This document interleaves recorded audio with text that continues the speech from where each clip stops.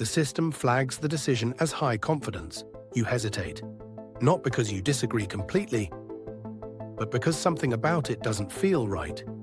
You've seen cases like this before. You know the context.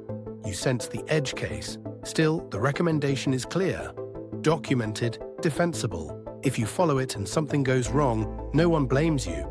If you override it and fail, everything traces back to you. So you pause.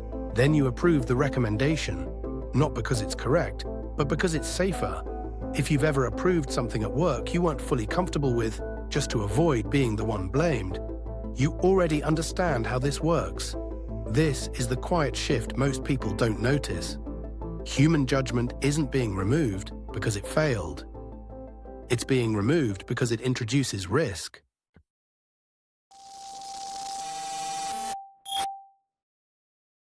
For most of modern history, institutions relied on human judgment for a reason. Rules couldn't anticipate everything. Procedures couldn't capture context. Discretion filled the gaps. A doctor adjusted treatment. A loan officer made an exception. A caseworker recognized nuance. A manager trusted experience over metrics. This is the difference between a supervisor who listens when you explain an exception and a system that can't hear you at all. Judgment wasn't a flaw in the system. It was the system. It allowed institutions to remain legitimate, even when outcomes were imperfect. People accepted decisions they disliked because they believed a human had weighed them. Someone saw the full picture. Someone could be questioned. Someone could be wrong. That mattered. Judgment created accountability. It created ownership. It created a visible line between decision and consequence. This is usually where people forget something important. Institutions didn't earn trust by being accurate. They earned it by being answerable. When a decision could be traced to a person, power felt anchored. Even mistakes felt human, and because judgment was visible, it could be challenged. That friction didn't weaken institutions. It legitimized them.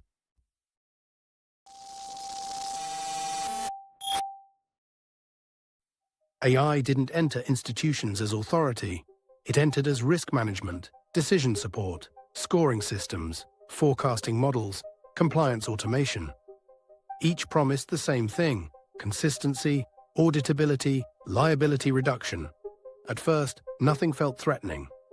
The system made recommendations. Humans retained final say. But that balance didn't last, because once outputs were measurable, human judgment became the variable. The bottleneck, the inconsistency, the risk. Here's the causal engine. No one decided to remove humans. Institutions optimized for defensibility, and human judgment couldn't survive that optimization. Every override required explanation. Every exception created exposure. Every deviation generated paperwork. You feel this the first time following the system is faster than explaining yourself. Even when you know the explanation matters. The system didn't argue, it documented. And slowly, workflows reorganized around what could be justified, not what felt right. What matters here isn't trust in the system. It's fear of being the exception. The safest decision becomes the one that aligns with the model. Not because it's better, but because it's defensible. Humans still decide, but only after the system has already framed the options. After priorities are ranked, after thresholds are set, after acceptable outcomes are defined. Judgment moves downstream, and once it does, policy is already decided upstream. This is the moment you realize knowing the right answer no longer protects you. Not because you're convinced, because the cost of resisting is higher than the cost of complying.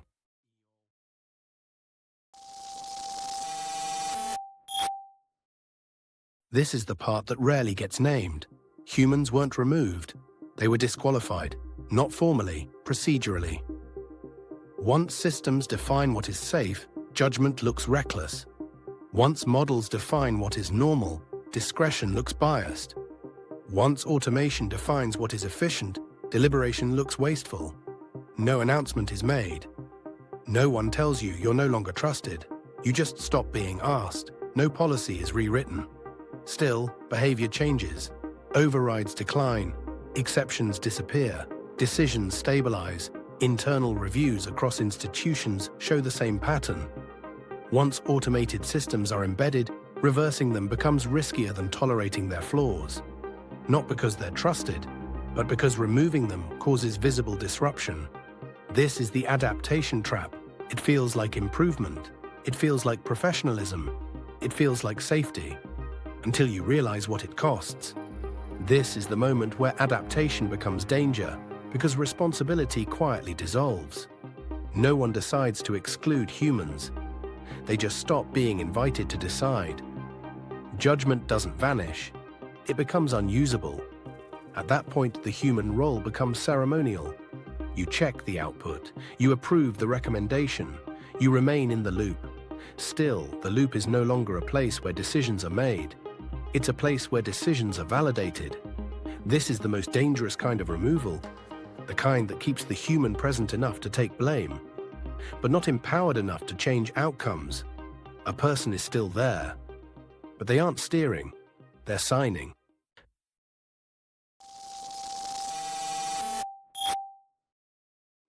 From the outside, institutions still look powerful.